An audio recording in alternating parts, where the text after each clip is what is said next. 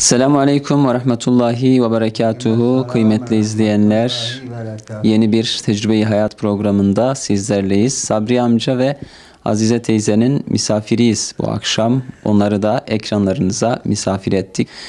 Bu akşam onlarla hayatlarıyla ilgili, geçmişleriyle ilgili konuşmaya çalışacağız. Geçmişlerinde, akıllarında kalan, zihinlerinde kalan detayları konuşacağız. Hem onların hem de tabii ki yetiştirdikleri çocuklarının hayatlarıyla ilgili çektikleri sıkıntılar, yaşadıkları güzellikler neler var? Tüm bunları bizlere ders olsun diye inşallah soracağız. Öncelikle bir bakalım amcamız nereli, Sabri amcamız nerelidirler ve çocukluğundan başlayarak hayatını anlatmaya çalışacağız. Selamun Aleyküm. Aleykümselam rahmetullahi berekatuhu. Ben Nazidağ Çankaya köyünden doğumluyum. Evet. 1946'da doğmuşum, dünyaya gelmişim. Ama yaşım küçük, babam o zaman muhtardı. Evet. İki tane zaten iki tane kardeştik. Çocukları yoktu. Üç tane kardeşi, biri gitti Kore'de, gelmedi. Sizin kardeşiniz? Amcam. Amcamla babam üç kardeştiler. Üç kardeşte bendim, bir de iki tane bacım vardı. Amcam o Kore'ye giden, o gelmedi. Orada o şehit oldu. Evet. Dedem yalnız bağlara bakıyordu. Bizim bahçe çoktur. Evet. Babam da muhtardı. Bir gün karakolda diye, bir gün asker geldi, bir gün bilmem ne geldi. O da işle uğraştı. Ondan sonra anam bir de o buğda moğda büyükçüydü. Ondan sonra ücretle haka verirdik. Mal çoktu. Bağ çoktu. Ama ne dese vardı. Mazıdağ'ın hangi köyündeydiniz? Mazıdağ Kürtçe Kıymes. Kıymes. Türkçe değiştirdiler sonra ismi Çankaya. Çankaya köyünde. Evet, Çankaya köyünde. Ondan sonra bir de üstelikle o zaman şey vardı. Dağda mahkumlar vardı. İnsani soyuydular. Evet. Yani gidiyordu, hayvanları kaçırdılar, ne yapıyordu. Bir gün baktım, daha 12 yaşındaydım.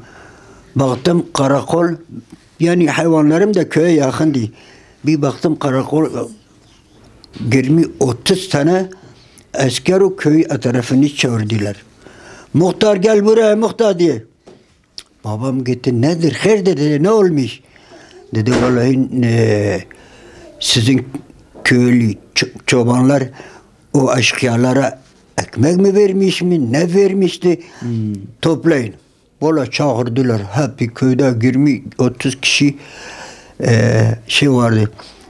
Erkekler vardı. Bizim köyde en köy çeşmesine bağlıydı. Bitişikti. Eviniz? Bağımız. Bağınız, evet. Bağımız da bağda geldi. Buradan diyelim, bilmem, çok büyüktü. Ne dese üzümü de, Mardin üzümü de. Ne dese, üzüm dese, alma dese, armut dese, incir dese, böyle kaçakçılar bazen geliydi, askerler peşindeydi. O çuvalla o kaçakları, o çuvalları attık incir ağaçların içine. Geliydi, arıydı, kimse bulamadık. Öyle bir bağdı ha, öyle bir bağdı. Ondan sonra topladılar.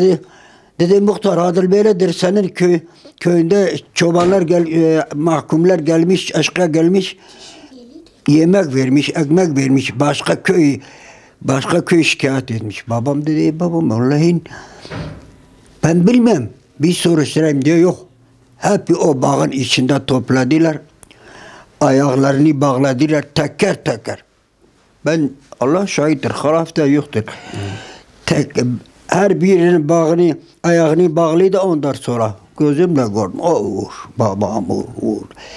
O vuran kişi ayrı bir yere bırakıyordu sırayla. Onlar kalktılar. Demek daha 10-15 kişi kalmıştı. Bir tane köyde babamın dayısını da gelir. İsmi Seyit Khan'dı. O da devamlı Suriye'de kalıydı. Ondan sonra nerede kalıyor? Ara sıra köye geldi. Sıra ona niye gelmedi? Ya bir şey söylesem ayıp oluyor. Sıra ona geldi. O öyle ayağını da bağladılar. Bir tane, iki tane vurdu. Öksürük attı. Attığını vay ulan dedi, sen ne yaptın? O da diye ben deli. O öyle güldüler, o adam, o deli adam kaçtı gitti. O komutan da güldü öyle hepsini. O dayak yemeyenleri de onları da bıraktı.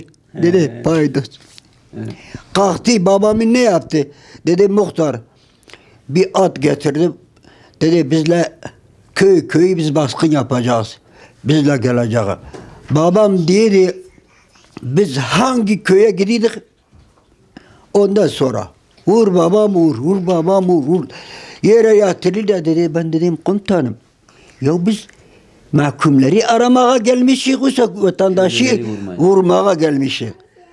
Dedi muhtar biz böyle yapmazsak yemek yoktur. Dedi ben diyeyim ki ya yemek bana ait. Dedi öyle yapsa iyidir. Demişim ya yeter günahtır, ne yapıyorsun, ne ediyorsun ya bu insanlar.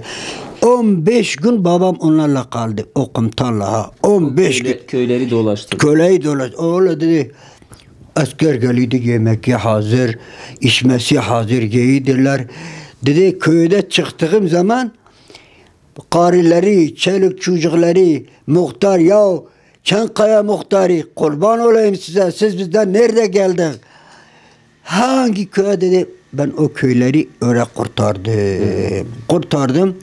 Ondan sonra o kumdan Maizağ'da kalıydı, ismi de Akif Çavuş'tu.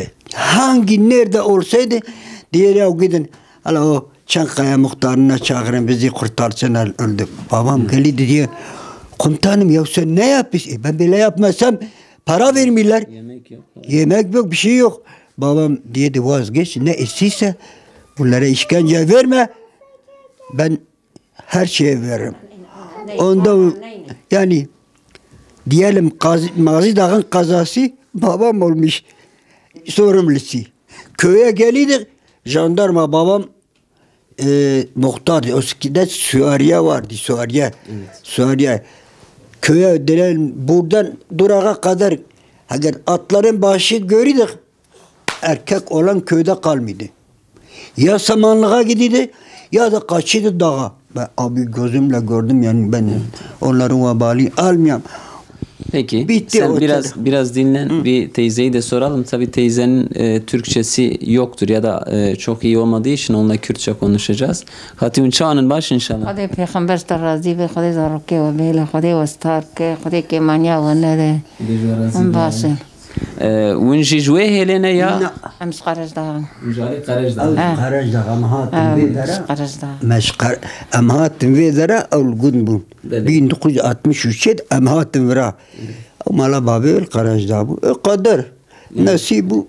el درو دوره و چه بول قرج دا geçi hayata قرج دا شو چتونه بود ده نزن ده عمري مشان سال بوزاتم برا عمري مشان سال بوزاتم في درا دو شقا حيوان لغبو ما حيوان خديت كرما تنا داجوت ما دلي تش مشتي وربو كسي ما تنا بو ام ازبمو بابي من ديامو كسنا براكي ما وش شقا دزهاتم في درا نابتل كلفت إنسان ده لا خدت چی کر زارو که محب کیش خور مزن بو مگو زاری مچه و مش خور بدن برخوندنی برا بحال من دینی خون ناز بکن دین درستی خون ناز بکن برا ندریا خراب دبن برا دریا باش دبن مدگو مد شان قرآن ما پراد شان جام خلقی رنه دا مد شان جام مگور حاصلی ربی عالمی هاد رحمی واید برار درکت ما فقيري دي نظامي جا مزن به واي مزن بونا مشغول في بر خواندني مي بر مكتب ملي ناري تو مكتبي في شاصري مي ama kasekten işgalı uyutursun inşallah. Yemişler ben köy mersali tamamlamadım. Ondan sonra ben daha 14 yaşında falan oldum. Köyde bir kavga nasıl yani köydür ya Ya ekinler içindir, ya affedersin ya bir köpek içindir, ya bir kavgaları kavgaları. meşhur. Evet. O köy bizden biraz ismi Karalı köyü, Kürtçe'de de Meker. Belki 50-100 kişi erkek vardı. Biz bir aile bütündük. Yani yabancı bizde yoktur. Dedelerimiz Karaçdağ'dan oraya gitmiştiler. Oraya yerleşmişti. Köy. Hepsi onların değil. Evet, evet. 20-25 erkek vardı. Onların bizim köyde İbrahim Paşa'yı Milli'nin köyüydü. Barasi çok zamanında da paşaydı. Onların fermanı kalktı bilmem. Suriye'ye gittiler. Nereye gittiler? O köy bize kaldı. O köy bize kaldı. Evet. Demek ki o köy 20 kilometre hala da ben gideyim bazen keşif meşhurlarımız var, arazilerimiz vardır mahkeme. Ben orada büyüdüm 14 yaşında. 20 kilometre sahasıdır ha. 9 köyün sınıra yetişiyor ha. Yani 9 köy bizim Mera'da yani Mera'da otlama her şeyi Sizin köy 9 köyle komşudur. komşudur. 9 Ve köydür. Geniş bir mera Ya alanı var. 20 kilometre saniye. Köylerin ismini de hepsini söyleyeyim sana ki hangi köydür. Bak Kürtçe Zakart. Ondan sonra Kürtçe Birke, Ayselman, Mekker, Hanazamburi. Ondan sonra ben Kürtçe söyleyeyim Evet, buna. evet. Ondan sonra Avrihan, Hassana, Cevzat, Şeyhane Jorin. Ha bunlar hepsi yani sınırlarımız hangi köyün kenarına gidiyor. Evet, evet. Şimdi bu kavga yaptığımız dayılarım geliyor. Yani anam aynı onlarda değil. Çok arsız insanlar değil. Evet. Çok arsız insanlar değil. Yani zulüm yapıyorlar. Böyle bir bustan içinde neydi? Hayvanları 2 tane çobandı. Hayvanları bustanın içine giriyor. İsimleri söyleyeyim yoksa? Yok söyleme. Belki onların da hani Yok yok. Bu onlara vuran kişi.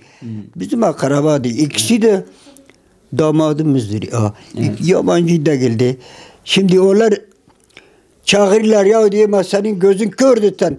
Hayvanı bistanın içine bırakmışsın. Biri küfür ediyor. Bacımdır zaten. Sonra sana diyelim flankası. Küfür ediyor. kavga başlıyor. Kavga başlıyor. Kavga başlamaz bir tane adam orada buğda biçmeye gitmiş bizim köylü. He. O da aralarına gidiyor. Yani yapmayın bu kavgayı Kavgayı bitirin. ayırmaya çalışıyor. Çalışıyor. Nasıl geri ondan sonra onlardan biri tüfek vardı. Av tüfeğidir. O veri bizim bu damadın göksüne sıkıyor. Demek yanlışlıkla bizim o köyün ismi Ramazan'dı. Burasına da düşüyor. Bir tane daha vardı. O da damazımda. O da geli. Bak ki o adam yere düştü. O da ama yemin kasem etti.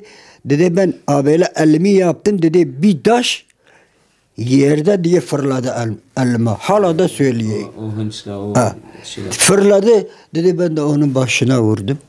Düştü. O da öldü. O diğeri kaçtı. Onu tüfeği önce ona sıktığı. Onun tüfeği Ali o kaçana da sıkı Onu da öldü. onu da öldürüyor. Ben de daha 13-14 yaşındaydım. Yakındım. Benle dayın. Valla biz de yani birkaç tane sıktık. Yani biz gelir. Yardımınıza gelir. Evet, evet. Yardımınıza gelir. İşaret verdi. Gittik oraya. Onlar cenazelerin üstünde gelirler. Gelirler bizim o yaralı adam da heşeye üstüne atmışlar. Yani getirecekler. Evet. Biz yetiştik oraya. Kimdir, neyin neysidir, ne oldu, neyse uzatmayalım. Bir baktık biri dayımdır.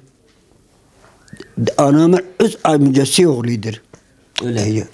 Ya daha ne diyeceğim? Onlar yanlışlıkla yapmıştı ya. Biri o di ki ilk önce öldüren kişi o di. Ama o yanlışlıkla demiş başka adamla benzemiş onu da. Valla babamın dayısı vardı. Bende ismi Ali'di.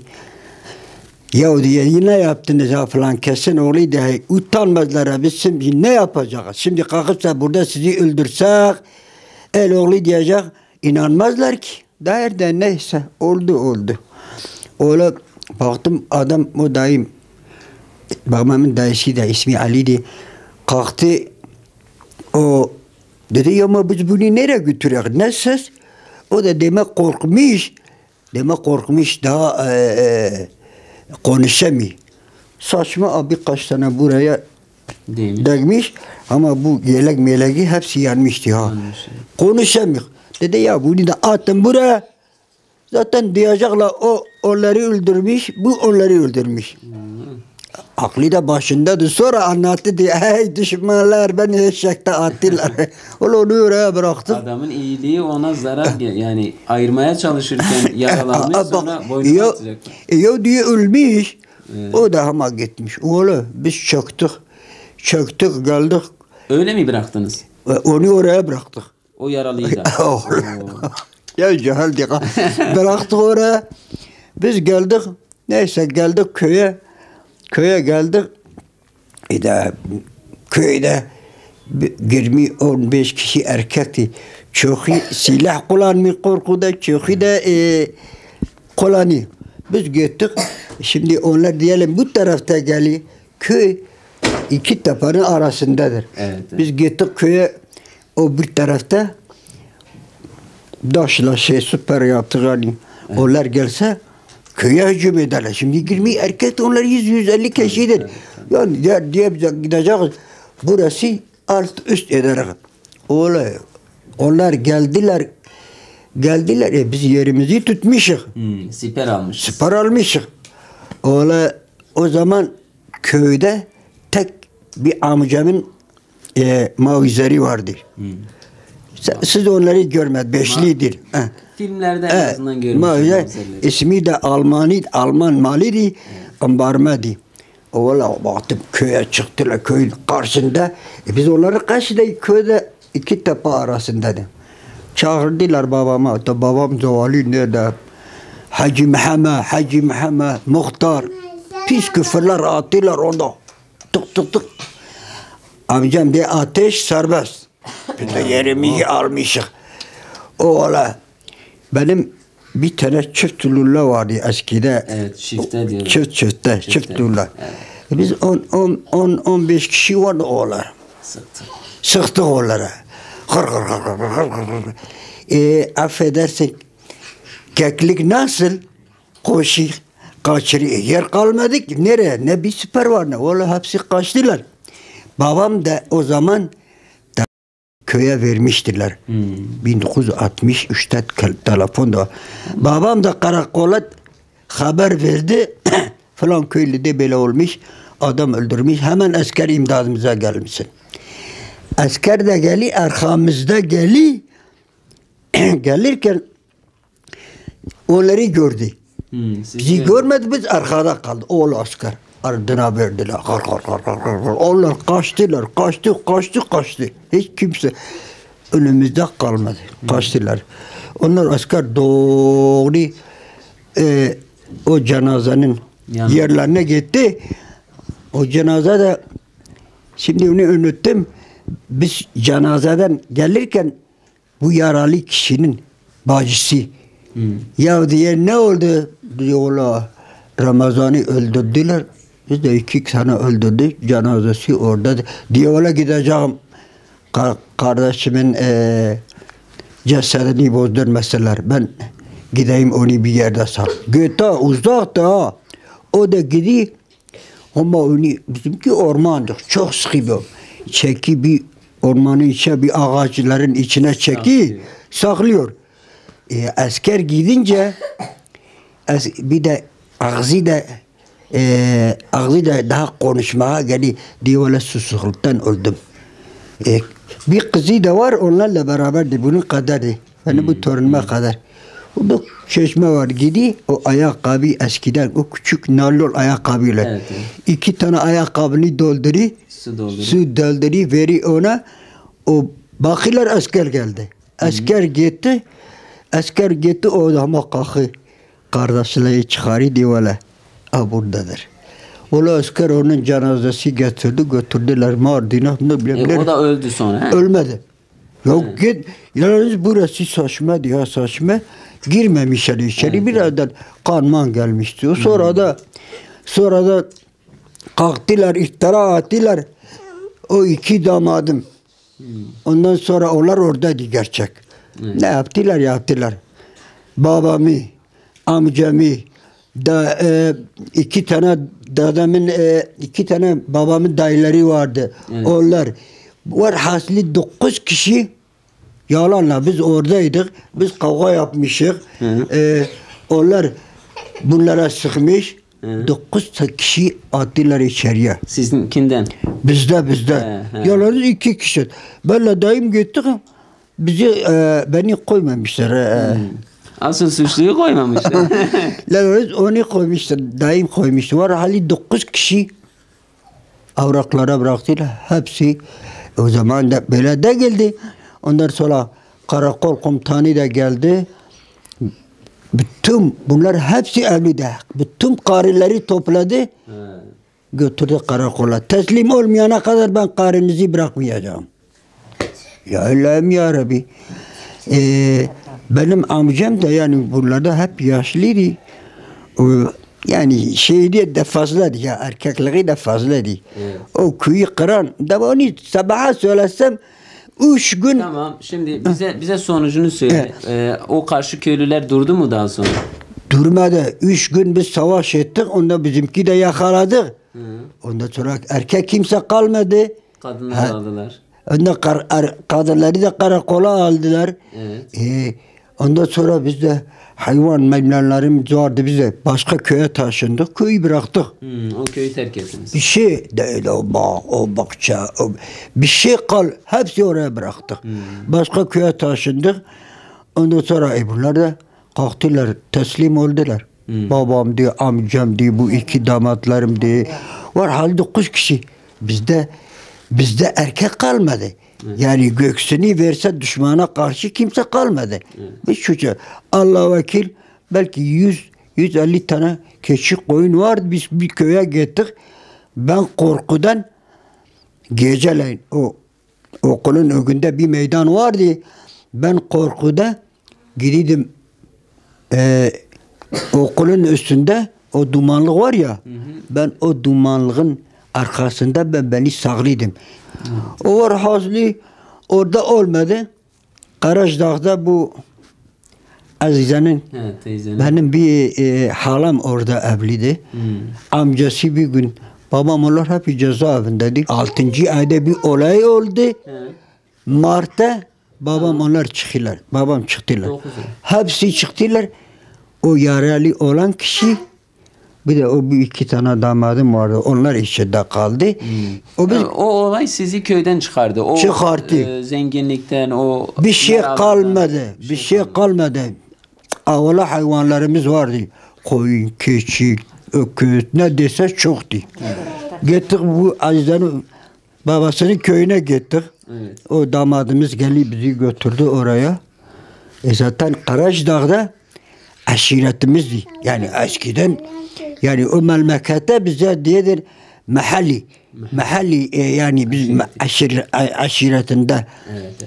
Oğlu kalktık evimizi buraya getirdi. Evimizi buraya getirdik. Seni öpmek istiyorum. Tamam. Evimizi getirdik buraya. Dedem yaşlıydı. Geldi Han Çapak'ta bize bir kiralık ev tuttu. O evde ya 8 ya 9 evdi. Her birisine bir oda. Arkasında da bir kilerdi ha. Yani bir eve 8-9 aile girdi.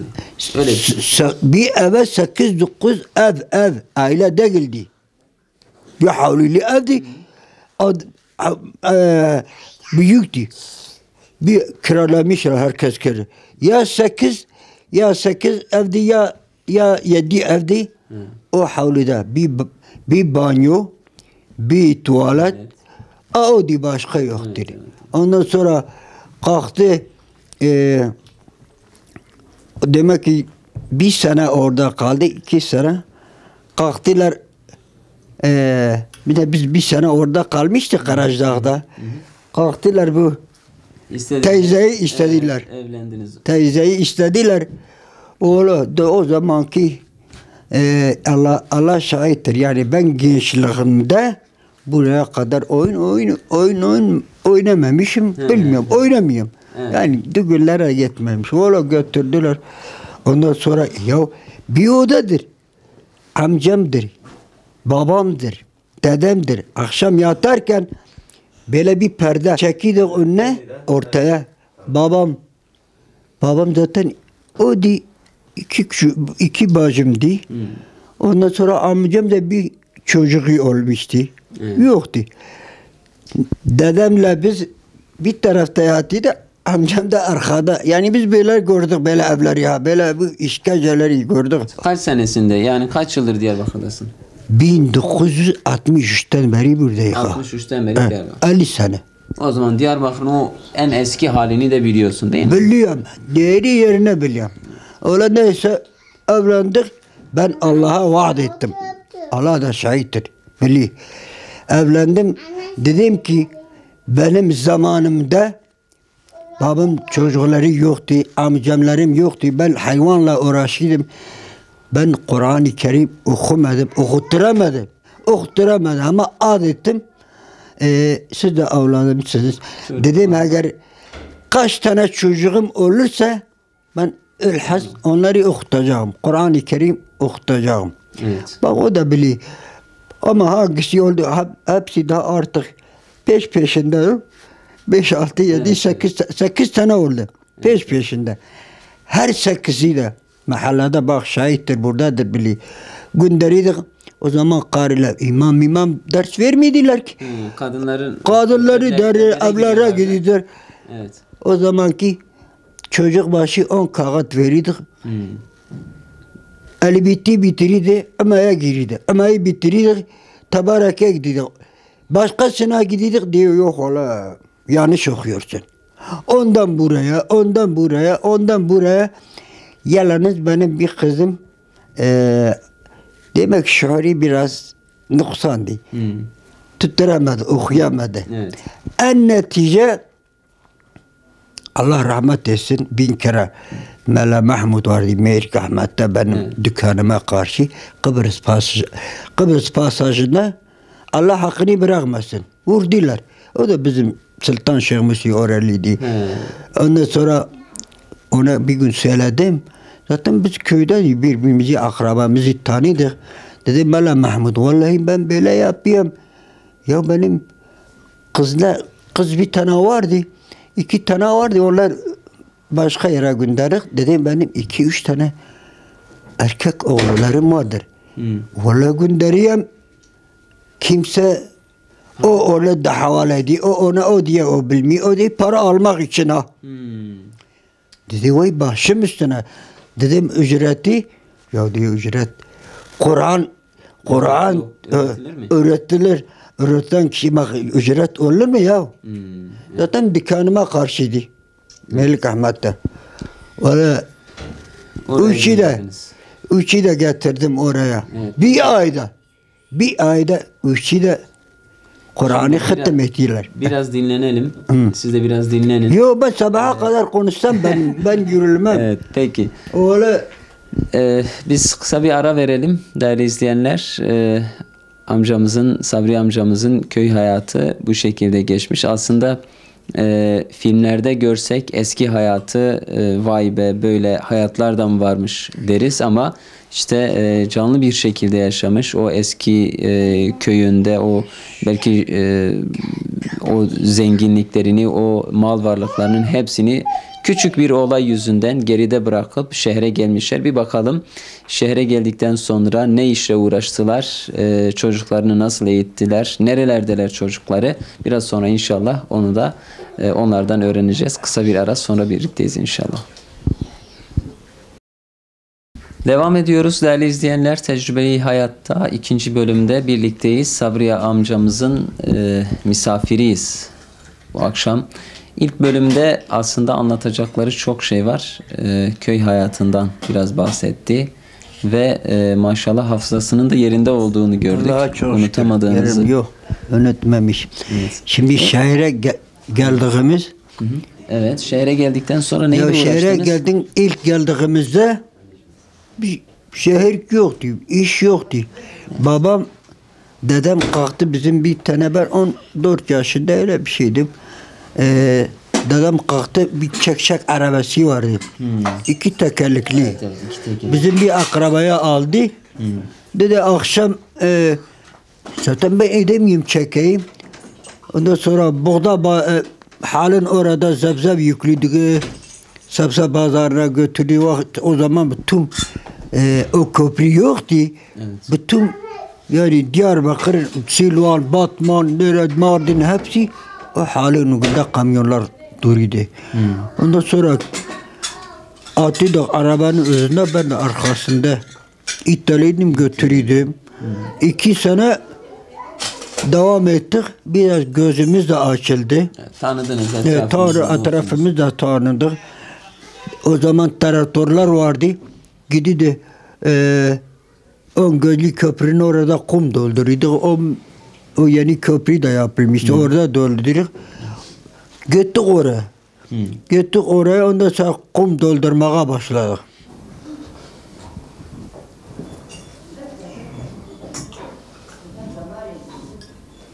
Traktör falan sizin değil, sadece Yok, yükleme yapıyorsunuz. yükleme. 2 lira 50 kuruş traktör yüklüydük. Evet. 10 lira da lira ya. Böyle tek lira değil. 10 lira da kamyon yüklüydük. 10 liraya o zaman ne alabilirdiniz? Ya ama barma 10 lira biter miydi? O zaman bir memur alıydı 170 milyon. Ben o parayla ben girmedim devlet işine. 170 lira bir memur alıyordu. Memur alıyordu. Yani, ben orada gün vardı 20 lira, 30 lira, 40 lira kazanıyordum ha. Zorluk çekiyorduk. zaman Ya para ya. değerliydi. Para da değerliydi. Bir kilo et 2,5 liraydı. O zaman yani Ve- şimdiki neredeyse 100 lira. Ve- Kamyonu ve- 100 lira abi. Evet. Onda kum dolduruyorduk. Ondan sonra devam. Tam benim askerliğim gelene kadar. Bir günde kaç kamyon dolduruyordunuz? Ya biz çoktuk ha. 8-9 kişi vardı. Gün vardı 10 kamyon, gün vardı 15 kamyon, gün vardı 20 kamyon. Şimdi kamyon geldik Sörek'ten geldi. Bütün Sörek arabaları bize aittir. Ondan sonra her 3 kişi, 4 kişi, 3 kişi, bazen 2 kişi biz gidiyorduk kürekle dolduruyorduk. Vallahi örüşlüydük. Bakıyorduk, çıkıyorduk geriye baktık bir kamyon geldi. Akşam üzeri. İftarımız o suyla böyle ama kürek vuruyorduk. Kumdu böyle vuruyorduk su çıkıyorduk. O ağızlarımızı koyduk içiyorduk. İftarınızı öyle açıyordunuz. İftarımız. Sabah suhurumuzu yiyorduk. Küreklerimizi buraya atıyorduk. Fiskaya'da yeniyorduk. He. Hastahananın orada Fiskaya yeniyorduk. Çayın önünde kamyonlar geliyordu. Dolduk. İftara kadar. İftara kadar.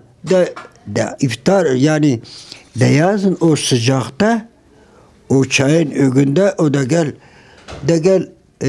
Allah kuvvet verirdi.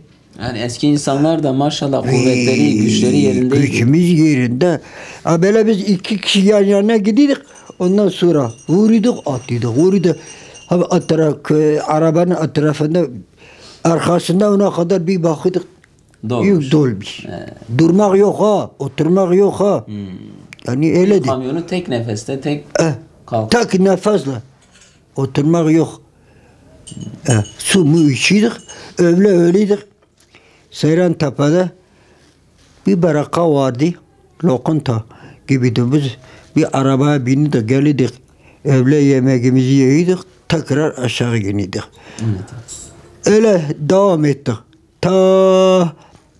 Bak, Diyarbakır'dan Sörek'e kadar yol yapıyorduk, Sörek'e kadar. O zaman biz orada bekliyorduk. Kemçe arabalar dolduruyorduk. Biz de kasalı araba vardı, tampirli vardı. Tampirli kendi kendine boşaltıyordu. Kasalı da mecbur boşanacak. Biz 14 kişiydik. 14 kişi. Araba geldiği zaman 3-4 kişi ona yanları açıyorduk, arkasını açıyorduk. Ta Söre'ye kadar böyle şerit kum dolduruyorduk. Ondan sonra yapıyorduk, düzeltiyorduk. Ondan Söre'ye kadar biz kum boşalttık, döktük. Ondan Yani sonra bugünkü tabii artık asfalt olmuş belki ama Ya- Siverek yolunu siz yaptınız. biz yaptık. Evet, evet. Belki de, ya o yapmıştı tam değildi. Yani o kumu seriydik, ondan sonra asfalt yapıyorduk. Ondan sonra müteahhite verirdik. Müteahhit de geliydi, o kumu oradan Diyarbakır'da oraya kadar ölçüydü. Kaç metredir, kaç mikaptır, o zaten parasını devletten alıyorduk karayollarında.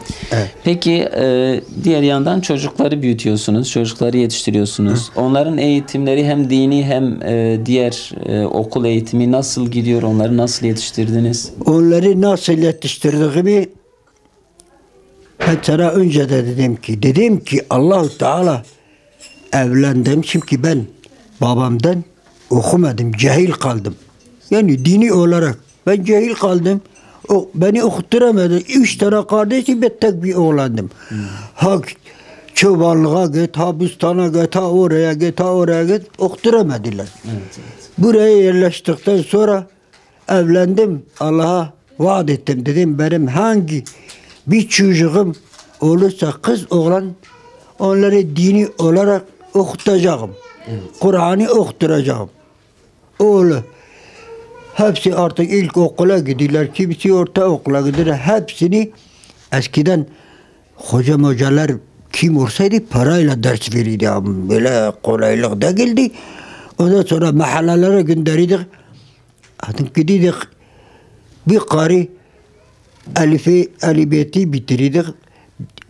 Emeği bitirirdik. Eğer dedi çocuk dedi valla bana vurmuş. Oradan ayrılıp başka yere gidiyorduk. Dedi valla sen yanlış okuyorsun para için ha. Geldim. Diğer kadın yanlış okuyorsun diyor. Yani okumuş tekrar alife yani baştan alifeye getirdik.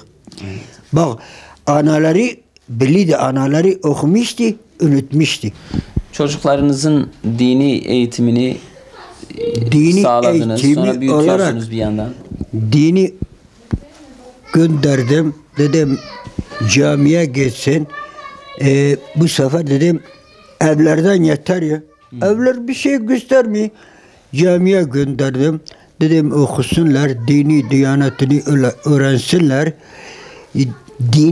Dini adam yani imani olan kişide ne zararı devlete oluyor ne zararı millete oluyor. Yani bu bilinçle yetiştirdiniz. Bilinçle Dini yetiştirdim. öğrenen kimseye zararı olmaz. Kim olursa olsun, benim de olsa, senin de olsa, kimin olursa bir adam ki haberi ölümde, ondan sonra ahirette varsa okumuşsa hiç kimseye hakaret yapmaz. Ne devlete yapar, ne milletine yapar, ne hiç bir kafir ki diyelim ki burada yaşıyor ona da yapmaz. Demiyor ki bu kafirdir ama komşundur. Gayrimüslimdir. Gayrimüslimdir. Hakaret yapamayacak. Yapmıyor. Şimdi Hüseyin gidiyor galiba. Vedalaşmaya gelmiş. Hadi. Yusuf. Kapat. Yani bazı kişiler diyor ki devlet de diyor vesaire de diyor ki ya bu dini bilen bir kişi nasıl bir zarar kimseye vermez ki? Kime verir? Ne çevresine verir ne devlete verir. Ondan sonra ben gönderdim dedim dini diyanetini öğrensinler. Ondan sonra ileride imam da olur, çevrede menfaat görür. Ondan sonra bir ara bir baktım Mustafa için demek eve baskın yaptılar. Bizim ev Hasirler mahallesindedir. Mustafa oğlunuz. Oğlumdur. Baskın yaptılar. Mustafa da demek ki geç gelmişse geç sonra biz kaç tane zulümkar ola dipçi kurdular. Oğlun nerede? Ya dedim oğlum okulda daha gelmemiş. Ben bilmiyorum nerededir. Ondan sonra yok camiye gidiyor örgüt kuruyorlar. Örgüt başı oluyorlar. Bilmiyorum ne oluyorlar. Ya kardeşim ben okulumu dini öğrenmek için gönderiyorum camiye. Ama ben kiliseye mi gönderiyorum? Bir Hristiyan dedim. Bir Hristiyandır. Dini neyse çocuğu gönderik ki dinini öğretsin. Değil. Ben onun için gönderdim. Baktım baskın daha Mustafa abi gelmedi. Her gece baskın baktım olma. Bizim bu binayı var ya yani müteahhite vermişiz. O tekice bu da bizim arasımızdır. Daha inşaat halindeyken geldim müteahhite söyledim dedim ya bize kapı pencere ama vurun usva muasside neyse nefret etmişik ya bu evde duramıyor. Ola geldi kapıları vurduk, onu vurduk. Yani o evde biz oturuyorduk amcamdı, babamdı, kardeşimdi. Hepimiz kaçtık ha. Geldi. Ne su var, ne elektrik var. Geldik buraya. Neyse altta yeni kahve almış. Elektrik bize verdiler. O su da biz tankerle getirdik. 5-6 ay ben 5-6 ay Mustafa bilmem nerededir. Gelmiyor. Bilmiyorum ki nerededir. 5-6 ay hizimizi kaybetmişler. Bilmiyorum ki biz nerededir. Evden çıktınız diye. O evimi taşındık. Buraya geldik vay. Evet. Eve gelir kimse yoktu. Buraya geldik. Ondan sonra 5-6 ay başımız rahattı. Niye? Benim bir oğlum demek o da gelmiş dükkanda. Niye polis tanımadı onu dükkanın önünde. Oğlum baktım kolunu tuttu. Ya dedim nedir diye sen de gelsen. Ya nedir ne yapmışım?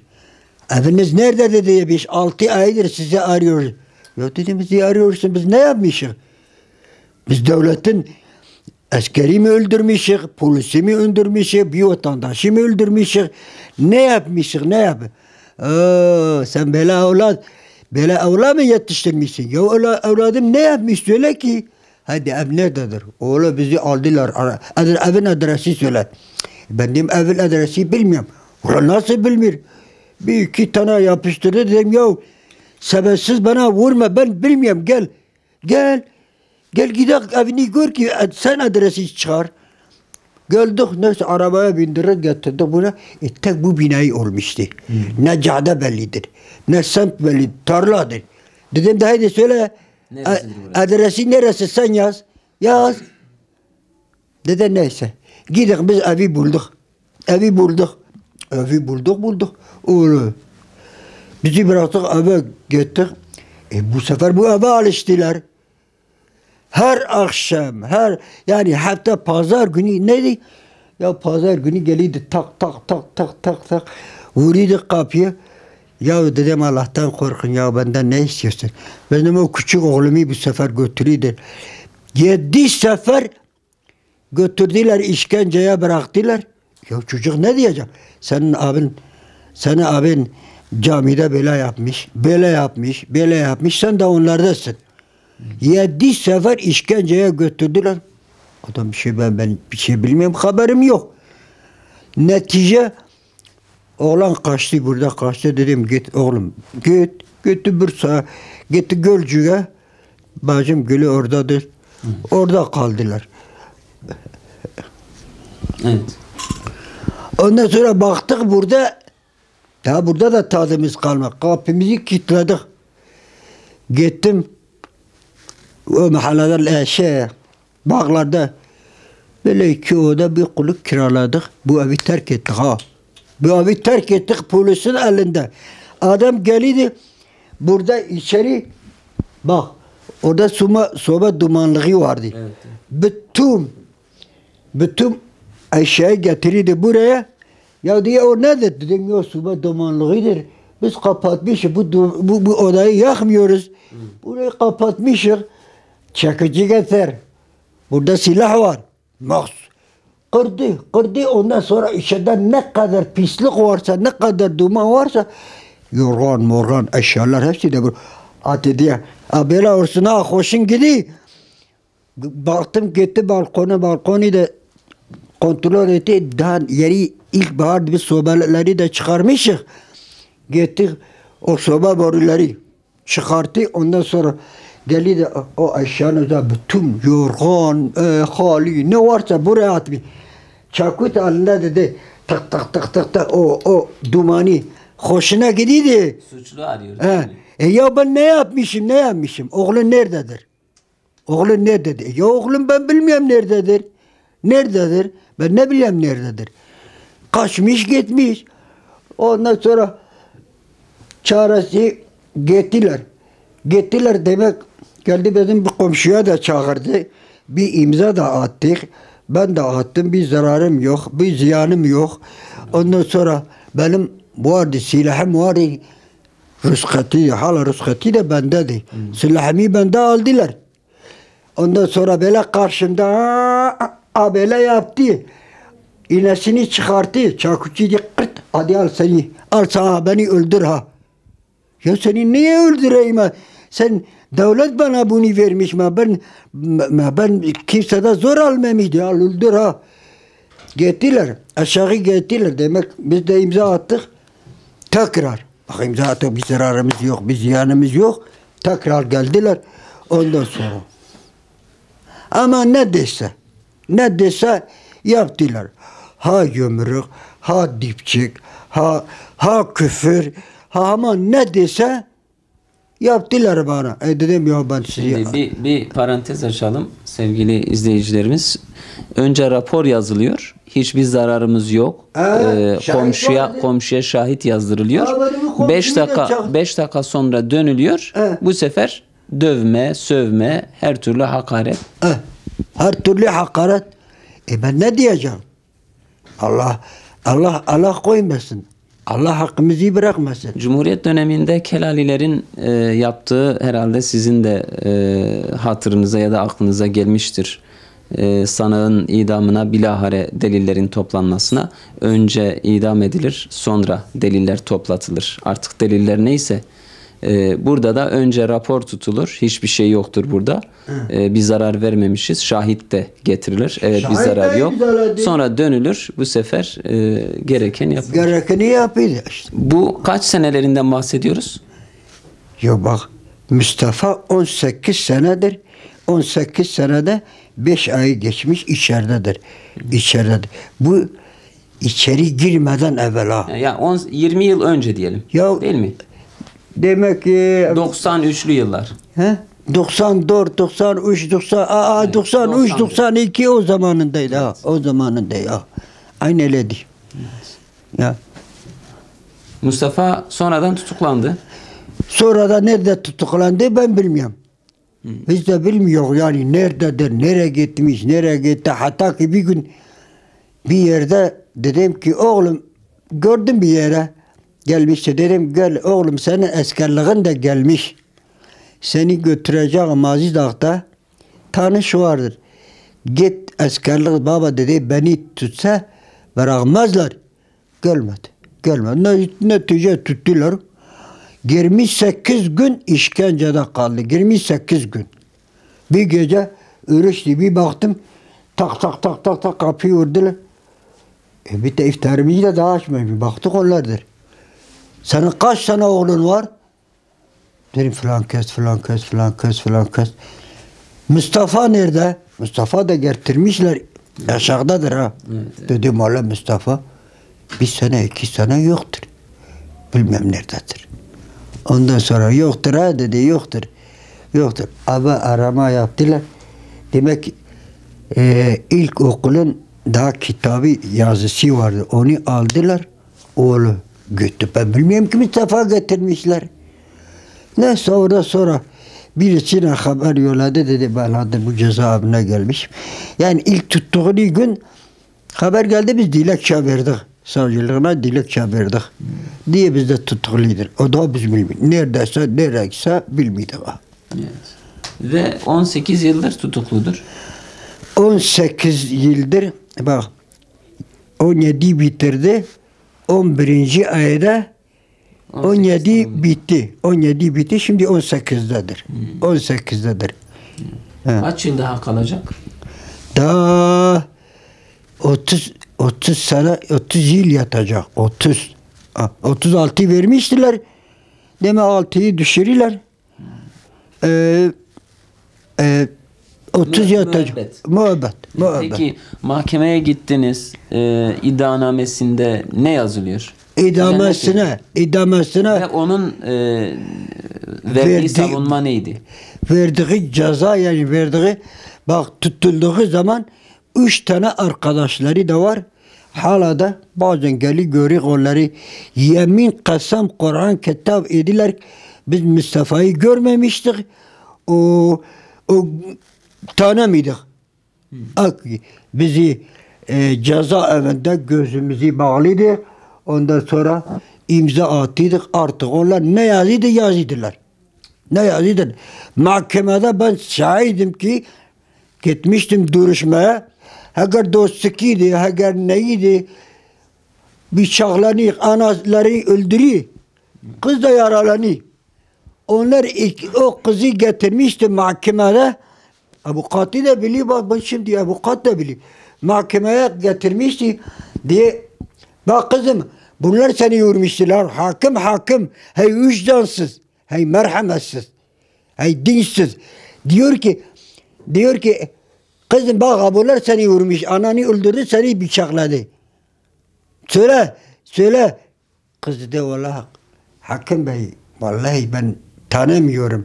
Yalan boyları biraz uzundu, biraz kısadı, bilmem neydi. Kız demedi ha. Bak o kızı bunların boyuna attıydı ha. Üçün dedi. Avukat kalktı diye hakim bey sen zorla mı bunları katil yapıyorsun ya? Hadi kız diyor tanımıyorum. Kız diyor tanımıyorum. Onu şeye geçmedi. Onu yazmadı. Ondan sonra ceza ettiği gün biz de oradaydık. Bunlar ne yapmışlar? Bunlar diyor ki efendim Türkiye Cumhuriyeti yıkmak ve yerinde bir delil yok ha. Bak sesim belki dünyada gider, dosyaları da buradadır. Eğer bir vurmak vardır, bir yaralamak vardır, bir yol kesmek vardır, bir polis öldürmüş, bir sabotaj yapmış, bir yürüyüş yapmış. Bak dosyada da orada görsünler diye Türkiye Cumhuriyeti yıkmak ve yerinde bir şeriat düzeni devleti kurmak dayanarak bu cezayı veriyor. Avukat kalktı diye hakim bey ya bunlar devletin topu var, tankı var, bilmem neyi var, bilmem uçağı var. Ya bir bıçakla, bir kastorla bir devlet kurulur mu ya? Sen bunlara hakaret yapıyorsunuz diye. Bunlar dedi. Bunlar bilirsen diye bazı kişiler var isim demiyorum. Türkiye'nin yarısı bunlar Türkiye'yi komple doğurmak istiyorlar. Ya diyor hani ellerinde vardır. Askeri dağda vardır. Silahları dağda vardır. Örgütü vardır. Ya adam gitmiş camide Kur'an okuyor. Kur'an öğretiyor. Ama bunlar terör müdür ya? Hadi. Bak şimdi sen git. Bütün camiler açık. Öğle gidiyorsan, akşam gidiyorsan, nereye gidiyorsan açık. Ders vakti hangi camiye gidiyorsun belki gidiyorsun ya. Bakırsan 20 çocuk, 50 çocuk, 30-40 tane hoca içinde veyahut bir arkadaş Kur'an'ı kimisi elbiyeti gösteriyor, kimisi Ümayı, kimisi Kur'an'ı. Ya bu yani bu İslamiyet'in bir alametidir. Şimdi diğer çocukların yanında mı? Mustafa cezaevinde. Cezaevindedir. Evet, diğer çocukların yanında inşallah. Çocuklarım yanımdadırlar.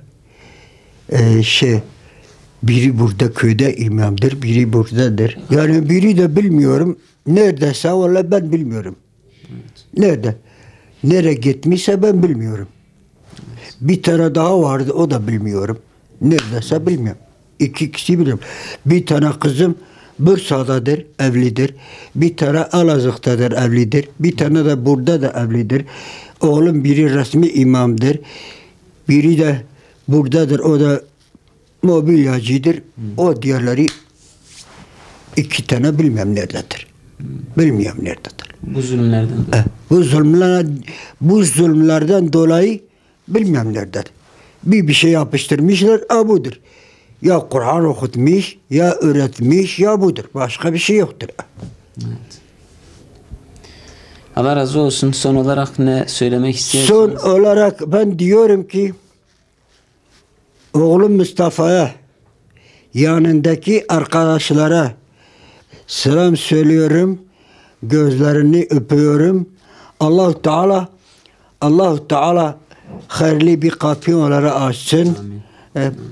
Ondan sonra o dışarıdaki olanlar da eğer kızımdır, eğer yeganımdır, eğer neyimdir, onlara da selam söylüyorum. Gözlerini öpüyorum. O başka ne diyeceğim? Allah razı olsun. İçin doludur biliyoruz ama süremiz sabaha kadar da içim boşandı biraz. Evet, bir evet. daha boşandı. Allah hayrını kabul etsin. Allah razı olsun. Allah sabırlar versin. Hem size hem bu durumdaki tüm Amin. ailelere. Allah sabır vermiş. Allah Hazreti Yusuf'un sabrını bana vermiş. Allah'a bin kere. İlk önce ben üzüldüm. Bak şeker hastalığı da oldum. Ama Allah Teala bana sabır verdi. Allah Teala güç verdi. Allah'tandır ha. Şimdi bilmiyorum. Yani oradadır. Ben ki şimdi biliyorum ki ne içindir. Ne içindir. Bir ırk için değil. Bir şey için değil. Ben biliyorum ki lillah, Allah içindir, Kur'an içindir. Kur'an içindir. Ben niye üzüleyim ki? Belki Allah Teala onun hayriyle, onun yaptığı ibadetiyle belki bize dua etsin. Allah da bizi de affetsin. İnşallah. Umudum Allah'ta vardır. Evet. Allah razı olsun. Allah hayrını kabul etsin. Sağ ol. Evet değerli izleyenler, güzel bir vakit geçirdik. Aslında az önce de belirttiğimiz gibi sabaha kadar biz mikrofonumuzu tutsak Sabri amcamıza onun anlattıkları bitmez. Sadece çocuklarıyla ilgili değil, kendisinin de yaşadıkları gördüğünüz gibi yine ibretli öyküler, ibretli dersler var içerisinde. Ama programımızın sonuna geldik. İnşallah bir başka programda tekrar karşınızda oluruz. Allah'a emanet olun.